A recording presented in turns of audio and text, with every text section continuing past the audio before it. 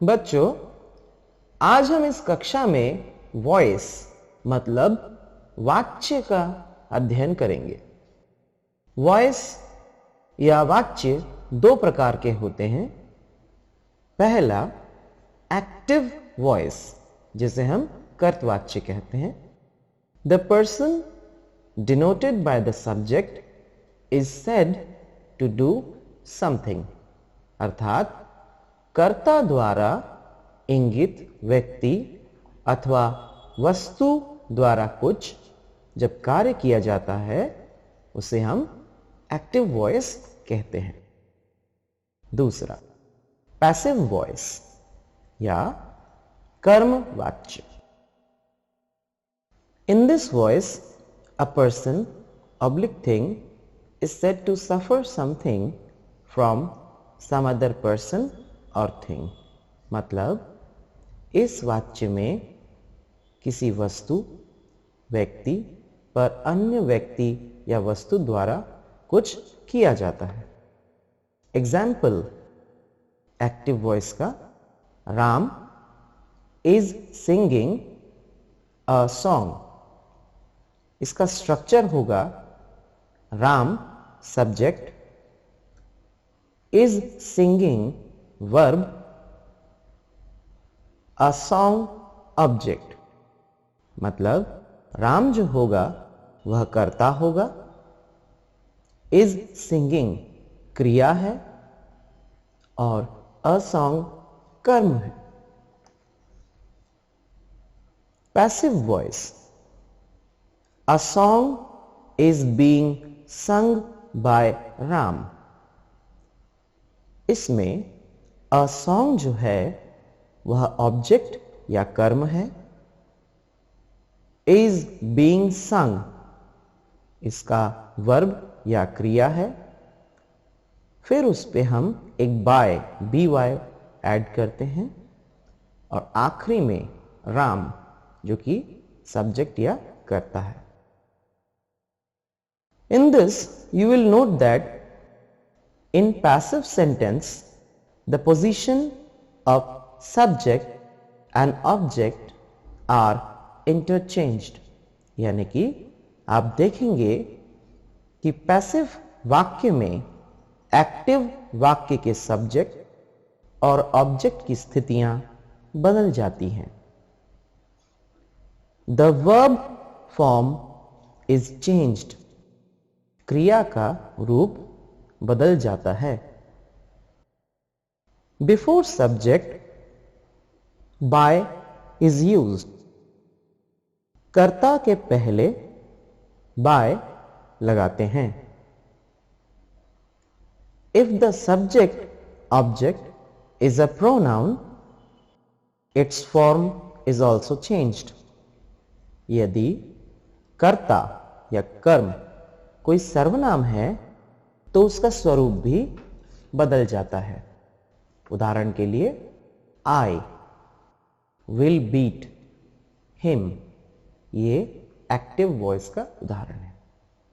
इसे जब हम पैसिव में कन्वर्ट करेंगे तो he will be beaten by me. एक और उदाहरण देखते हैं।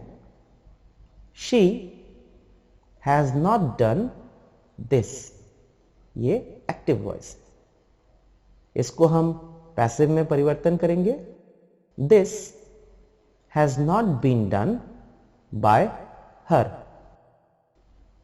इसके बाद हम एक टेबल देखते हैं जिसमें एक तरफ सब्जेक्ट फॉर्म लिखा है और एक तरफ ऑब्जेक्ट फॉर्म लिखा हुआ है, जिसमें पहला है आई।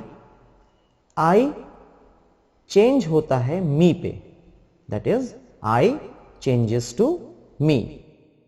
We changes to us. You remains same as you. He changes to him. She changes to her.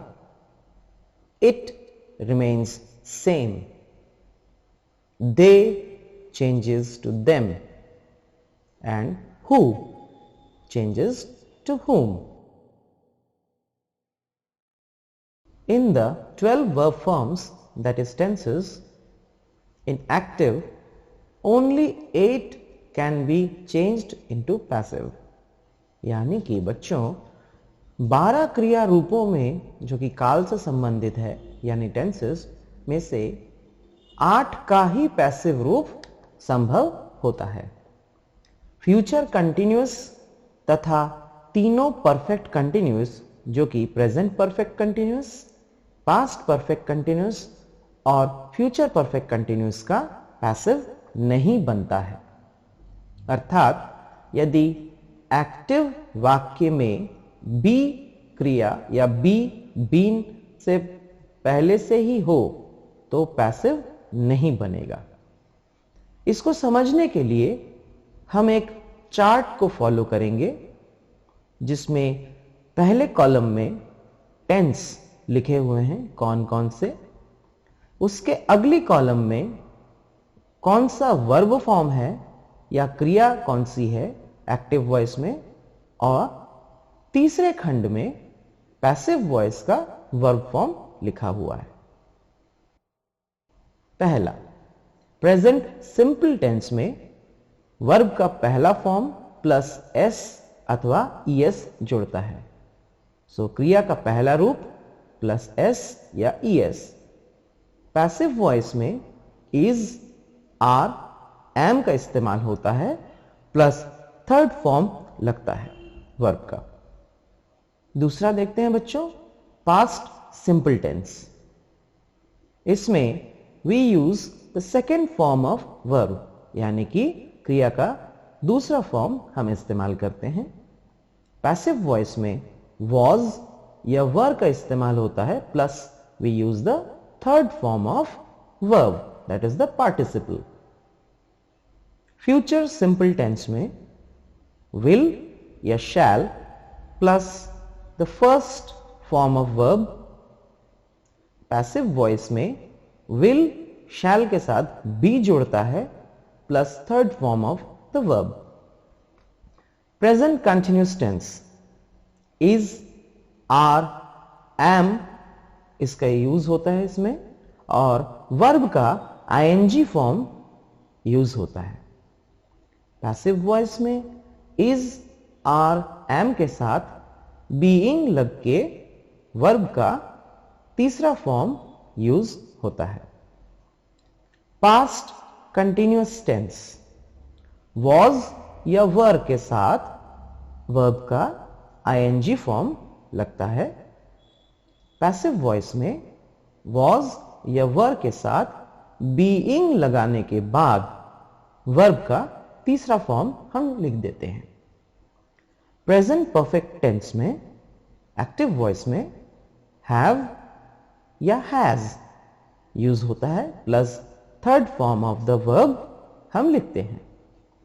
Passive voice में हैव, हैज कोई भी एक यूज हो सकता है, उसके साथ बीन, BEEN बीन जरूर लगता है और third form of the verb is used.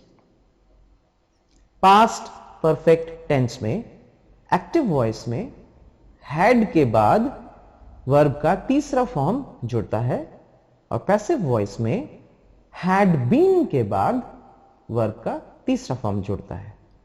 और आखिर में फ्यूचर परफेक्ट टेंस विल या शैल के साथ हैव लगता है प्लस थर्ड फॉर्म लगता है वर्ब का।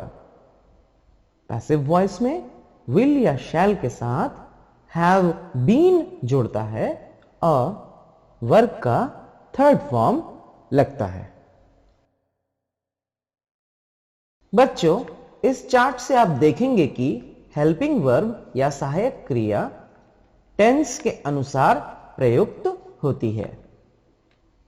क्रिया का तीसरा रूप वर्ब का थर्ड फॉर्म जो कि पास्ट पार्टिसिपल होता है पैसिव में सदैव प्रयुक्त होता है। By is used before the subject. कर्ता के पहले बाय का प्रयोग होता है। If the subject is vague or unknown, we omit by plus subject. We omit by plus subject also when the subject is very well known or understood. यानी कि यदि सब्जेक्ट अस्पष्ट या अज्ञात हो तो हम by प्लस सब्जेक्ट को छोड़ देते हैं। यदि सब्जेक्ट सुपरिचित या जाना हुआ हो तो भी हम by प्लस सब्जेक्ट को छोड़ देते हैं। एग्जाम्पल, उदाहरण के तौर पर, they broke the jar, active, the jar was broken, ये होगा इसका पैसिव में कन्वर्शन। एक दूसरा उदाहरण देखेंगे बच्चों, the police will arrest you, ये हो गया active voice. you will be arrested, ये हो गया पैसिव वॉइस। हमें ये समझना चाहिए कि पैसिव वॉइस का प्रयोग तब किया जाता है जब हम ऑब्जेक्ट पर सब्जेक्ट से कहीं अधिक जोर देना चाहते हैं। इस प्रकार पैसिव बनाते समय निम्नलिखित कार्य करना चाहिए। नंबर 1, ऑब्जेक्ट को सब्जेक्ट के स्थान पर रखना है। नंबर 2, फिर हेल्पिंग वर्ब या सहायक क्रिया रखना है। ध्यान रहे, कोई भी पैसिव बिना सहायक क्रिया के नहीं बनता। पैसिव वॉइस में बी सहायक क्रिया जो कि is, am, are, was, were, be, being, been का होना आवश्यक है। तीसरा, फिर वर्ब का थर्ड यानी कि पार्टिसिपल फॉर्म रखना है। इसके बाद चौथा, सब्जेक्ट को ऑब्जेक्ट के स्थान पर रखना है तथा उसके पहले प्रायः बाय लगाना है। एग्जाम्पल, बच्चों हम देखेंगे, एक तरफ हमने एक्टिव वॉइस और दूसरी तरफ हमने पैसिव वॉइस रखा हुआ है। एक्टिव का पहला उदाहरण होगा आई टेक कॉफी। इसका पैसिव वॉइस में कन्वर्शन होगा कॉफी इज टेकन बाय मी। इसमें आई हो जाता है आपका कर्ता और कॉफी हो जाता है आपका कर्म यानी कि ऑब्जेक्ट। पैसिव में जब हम चेंज करेंगे तो कॉफी यानी कि ऑब्जेक्ट जो है वो सब्जेक्ट के स्थान पे आ जाएगा और आई का मी में कन्वर्शन होके वो ऑब्जेक्ट की जगह पे चला जाएगा। दूसरा उदाहरण हम देखेंगे, ही रीड्स अ बुक। इसका कन्वर्जन होगा a book is red by him. तीसरा, यू हेल्प मोहन। इसका कन्वर्शन होगा Mohan is helped bye you. तो बच्चों, आज हमने एक्टिव वॉइस और पैसिव वॉइस के बारे में विस्तार से जाना एवं उसके सारे नियमों का अध्ययन किया। अगली श्रृंखला में हम नरेशन यानी कि डायरेक्ट स्पीच से इनडायरेक्ट स्पीच करने के बारे में जानेंगे।